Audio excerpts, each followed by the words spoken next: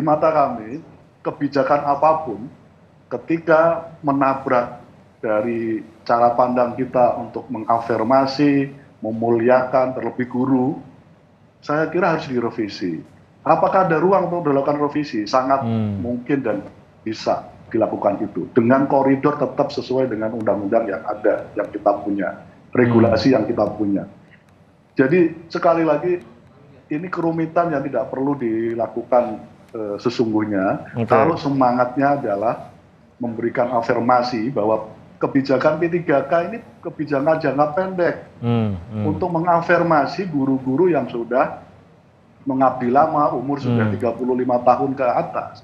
Bagaimana sebuah kebijakan yang jangka pendek, lalu seolah-olah ini di-leverage menjadi sebuah kebijakan yang akan berlaku selamanya dengan ukuran yang sangat ideal, yang menurut saya itu malah menjadikan gaduh dan tidak memberikan afirmasi apapun terhadap guru. Jadi sekali lagi kita ingin dengan fenomena yang begini, fenomena di mana hanya 1,2% yang lolos, artinya kebijakan ini nggak kompatibel dengan kebutuhan di lapangan. Pak Saiful, apakah kita memang harus melihatnya juga dari sisi lain? Saya contohkan juga dari Kemendikbud kan mengatakan inginnya ini tetap menjaga pendidikan terbaik yang diterima oleh anak-anak kita begitu, dengan menjaga kemampuan para gurunya dengan pemberian batasan kelulusan yang cukup tinggi. Ini paling tidak bisa menunjukkan bahwa guru-guru kita memang berkompetensi tinggi gitu. Nah, ada keinginan di satu sisi kan itu bisa memberikan pendidikan terbaik kepada anak-anak, tapi kemudian ada realita juga, apakah memang itu realistis? Dan di sisi yang lain tentu saja ya ada sisi di mana ini juga dibuat sebenarnya untuk menjamin kesejahteraan para guru honorer, dan tampaknya kalau hanya 1% lebih yang bisa menembusnya, ya tidak tercapailah tujuan ini gitu. Nah, mencari keseimbangan antara semua ini bagaimana caranya Pak Saiful? Cara pandang itu saya setuju bahwa Kemendikbud punya cita-cita untuk mendapatkan guru yang terbaik. Tapi coba dibalik cara pandangnya. Cara pandangnya harus dibalik. Berapa lama negara, pemerintah pernah berpihak terhadap guru gitu. Kita sudah lama absen untuk berpihak terhadap guru gitu. Karena itu cara pandangnya hari ini kita berikan keberpihakan itu kepada guru, baru kita nuntut kualitas, mutu, kompetensi guru itu kita naikkan gitu. Jadi jangan dulu tiba-tiba diperketat semua regulasinya, model seleksinya, disaring sebagus-bagusnya mendapatkan guru. Ini nggak fair menurut saya. Ini nggak fair. Semangatnya semestinya harus dirubah. Negara dan pemerintah sudah lama melupakan guru, posisi guru. Menurut saya itu poin pentingnya. Nah, karena itu seleksi P3K ini semangatnya adalah mengafirmasi dalam suasana kedaruratan, karena tadi saya sampaikan tuh Mas, saya ingin mengulangi lagi. Karena sudah lama nggak pernah ada rekrutmen guru, guru juga akhirnya menerima skema P3K yang tadinya ini termasuk yang ditolak karena maunya PNS, bukan jalur P3K, dan seterusnya itu. Ini kompromi gitu. Jadi, ini kalau saya sebutnya politik pendidikan pada ruang kompromi gitu. Jangan diasumsikan ini dalam suasana normal, pemerintah sudah pernah berpihak. Ini suasana pemerintah belum berpihak, lama, absen gitu. Ini justru melihatnya dari sudut pandang seberangnya begitu, Pak Saiful, ya. Bukan menguji guru yang lolos baru diberikan haknya, tapi berikan dulu haknya, barulah coba diberikan kompetensinya apakah memadai begitu. Mungkin kira-kira sederhana ya Pak Saiful ya. Ini yang belum. Kira-kira begitu. Nah, karena itu semangatnya begini. Kita sudah absen lama, tidak negara pemerintah ini untuk ngurusi guru. Beri afirmasi, karena mereka guru itu panggilan jiwa. Gampang Mas, kalau soal meningkatkan kompetensi dan kualitas dan mutu guru itu. Ajari, bikin proses pelatihan dan pendidikan efektif, mereka akan melaju kencang untuk menjadi guru yang terbaik. untuk siswa-siswanya di tempatnya masing-masing. Iya, iya. Saya ke Bu Uni, setujukah Bu Uni Anda lebih tahu lagi sebenarnya bagaimana psikologi seorang guru, dorongan dari seorang guru terhadap bagi para murid-muridnya dan lain-lain. Setujukah bahwa memang tidak semata-mata mengenai bagaimana kompetensi akademis dari guru itu sendiri, tapi ada banyak faktor lain yang bisa mendorong seorang guru untuk bisa menjadi guru yang kita harapkan, yang diharapkan juga oleh Kemendikbud? Saya setuju sih, tapi malah saya mendukung penuh. Karena gini, mereka ini cara pandangnya adalah cara pandang seperti penguasa, yang mereka berhak menentukan apa saja tanpa memperhatikan ataupun abai terhadap kewajiban mereka terhadap pembinaan guru. Jadi mereka ini dituntut untuk meningkatkan kompetensinya, harus kompetensi bayarnya, mohon maaf, itu 200.000. Jadi nggak bisa. Jadi kualitas dan ketersediaan guru adalah dua hal yang harus ada di negeri ini.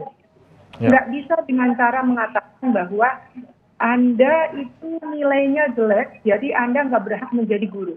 Saya mau tanya, kalau guru bukan sumber utama pembelajaran dengan bahan ajar yang banyak, sebenarnya apa yang disebut didengung-dengungkan bahwa guru tidak bisa diganti oleh teknologi? Yaitu adalah spiritnya, kehadirannya, membimbing dan membesarkan hati anak-anak kita, memerdekakan alam pikir. Itu yang bolak-balik dikenakan kementerian. Lalu kenapa sekarang dilihatnya sekarang sangat sangat netistik, sangat akademik? Nggak bisa dilakukan seperti itu gitu. Tadi dulu memang disebutkan ini sebagai kondisi yang normal, ya, kondisi yang normal bahwa rekrutmen harus standar kelulusan seperti ini.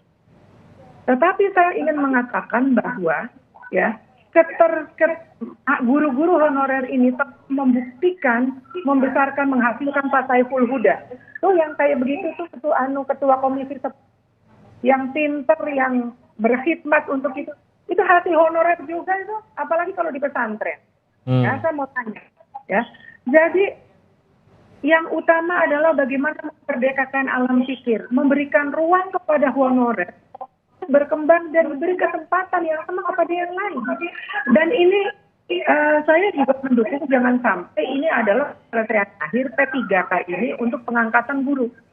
Sebab ini mematikan bibit-bibit muda LPPK yang selama ini tidak diperhatikan, ya, untuk tumbuhnya anak-anak baru untuk menjadi pendidik. Jadi menurut saya negara harus hadir. Kalau ada maaf ya, di pekerja itu upah minimum regional, di mana itu guru? Tidak ada sepertiganya dari upah regional. Lalu kita menuntut mereka untuk kompeten, harus menuntut untuk yang baik, untuk hasil siswa yang bisa. Saya kira ini harus diubah cara pandang. Sudah berapa sih hadir? Sudah memberikan program apa? Coba evaluasi itu program-program yang bergerak itu, ya. Kasih untuk guru honorer, tidak untuk kegiatan-kegiatan sangat elitis. Berikan kesempatan pada honorer. Saya berdialog karena ini dianggap kita tidak mampu gitu. Padahal di waktu yang lalu dialog dia itu sangat terbuka yang menghasilkan penyelesaian kedua. Saya ingin kembali ini misalnya guru di samping guru-guru yang sudah berusia lanjut, juga guru-guru di daerah terpencil. Masa mau disamakan? Kalau dulu yang lalu adalah guru usia 35 tahun dites sesama mereka, dilihat dari kemampuan kinerjanya. Ini harus dipertimbangkan ya Bu Uni, dan ini yang tidak mudah dituangkan ke dalam sebuah kertas ujian juga untuk melihat semangat guru tersebut, perjuangan yang sudah dialami, terutama mereka yang sudah puluhan tahun. Sorry ya Mas, saya mau tanya, sudahkah tes menjelaskan spirit dan kemampuan guru untuk memerdekakan alam pikir anak? Apakah tes itu bisa menjelaskan itu? Kalau tesnya hanya tes yang mengukur olimpiade anak-anak, saya mau tanya itu, para pejabat ikut tes itu bisa menjawab pertanyaan? tesnya para guru itu. Jadi jangan melihat guru itu seperti orang di pojok sana yang lihat ente itu nggak bisa apa-apa karena nggak kerjakan tugas, nggak bisa. Beri ruang, ya. Ya. Saya itu saya mohon banget gini ya, memang diperbaiki, diajak Baik. saya siap dialog untuk menyelesaikan persoalan ini, dan saya percaya Pak Cahyo, Pak Menpan itu orang baik mau mendengar dialog kita, karena dahulu juga mereka mendengar dialog-dialog akhirnya mendapatkan formula terbaik. Oke, Terima ini kasih. pernyataan lagi berarti dari Bu Uni bahwa siap berdialog untuk memperbaiki hal ini. Pak Saiful, sebagai penutup juga mungkin ini menarik juga kalau melihatnya ternyata kita harus bisa juga melihat apa momentum ini, apa yang sudah dilakukan oleh pemerintah ini sebenarnya seharusnya bisa menjadi sesuatu yang memotivasi, begitu Pak Saiful ya. Ada kesempatan khususnya bagi guru yang tidak lagi bisa ikut ujian ASN, berkesempatan di P3K ini, dan jangan sampai justru mematahkan semangat guru, merasa ada harapan tapi karena berbagai persyaratan yang tadi sudah diungkapkan akhirnya justru mematahkan semangat. Anda percaya justru ini harusnya disediakan kepada guru, dan percayalah bahwa nanti guru itu justru akan semakin termotivasi pada saat mereka sudah mendapatkan yang menjadi hak mereka, begitu Pak Saiful ya? Betul, sekali lagi mendekati guru tidak bisa cukup dengan cara teknokratis, mengukur segalanya dari angka dan data. Sekali lagi ini butuh keterlibatan hati, butuh keterlibatan keperpihakan, afirmasi, itu jadi penting karena sekali lagi profesi guru, profesi yang paling utama yang harus diafirmasi oleh negara hari-hari ini. Ketika negara punya agenda untuk menyiapkan sumber daya manusia yang unggul.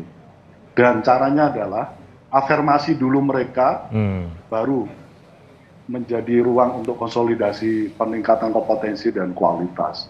Dan poin pentingnya Mas Dito menurut saya, negara dan pemerintah punya hutang budi terhadap keberadaan guru-guru kita yang sekarang ikut dalam seleksi P3K. Mereka harus diafirmasi. Karena ini bagian dari kita memuliakan dan memberikan penghargaan kepada para guru kita. Apakah mungkin? Sangat amat mungkin. Apakah bisa? Sangat amat bisa. Duduk bersama, sampaikan semua apa yang menjadi keprihatinan seleksi pertama ini, dan jadikan itu sebagai pelajaran terbaik, dan lalu dilakukan revisi berbagai undang-undang dan ketentuan yang sekarang berlaku.